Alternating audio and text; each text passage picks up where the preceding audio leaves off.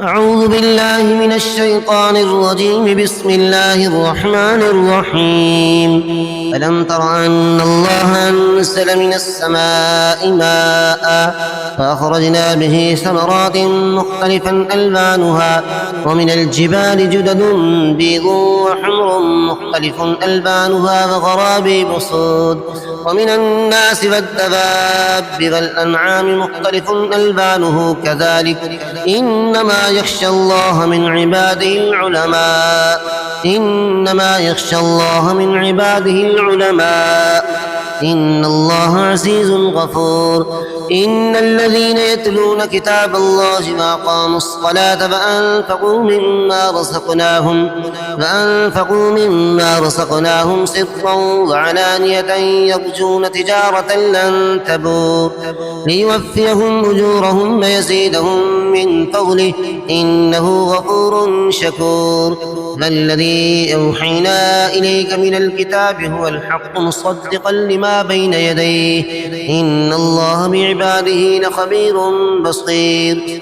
ثم أورثنا الكتاب الذين اصطفينا من عبادنا فمنهم ظالم لنفسه ومنهم مقتصد ومنهم سابق بالخيرات بإذن الله ذلك هو الفوز الكبير. جنات عدن يدخلونها يحلون فيها من أساور من ذهب ولؤلؤا ولباسهم فيها حرير وقالوا الحمد لله الذي أذهب عنا الحزن إن ربنا لغفور شكور.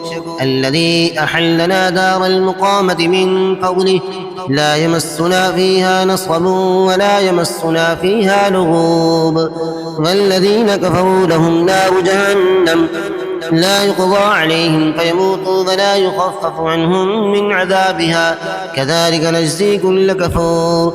فهم يصطرخون فيها ربنا أخرجنا نعمل صالحا غير الذي كنا نعمل أفلم نعمركم ما يتذكر فيه من تذكر وجاءكم النذير فذوقوا فما للظالمين من نصير. إن الله عالم غيب السماوات والأرض إنه عليم بذات الصدور. هو الذي جعلكم خلائف في الأرض فمن كفر فعليه كفره ولا يزيد الكافرين كفرهم عند ربهم إلا مقتا ولا يزيد الكافرين كفرهم إلا خسارا. قل أرأيتم شركاءكم الذين تدعون من دون الله أروني ماذا خلقوا من الأرض أم لهم شرك في السماوات أم آتيناهم كتابا فهم على بينة منه بل إن يعد الظالمون بعضهم بعضا إلا غرورا. إن الله يمسك السماوات والأرض أن تزولا ولئن زالتا إن أمسكهما من أحد من بعده إنه كان حليما غفورا.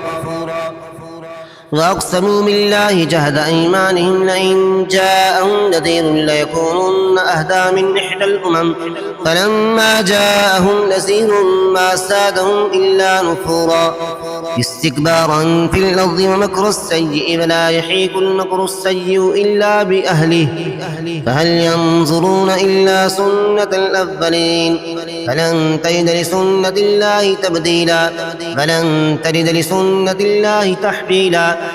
أفلم يسيروا في الأرض فينظروا كيف كان عاقبة الذين من قبلهم لكانوا أشد منهم قوة وما كان الله ليعجزه من شيء في السماوات ولا في الأرض إنه كان عليما قديرا.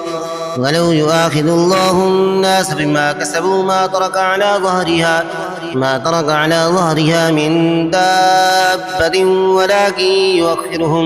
ولكن يؤخرهم إلى أجل مسمى فإذا جاء أجلهم فإن الله كان بعباده بصيرا.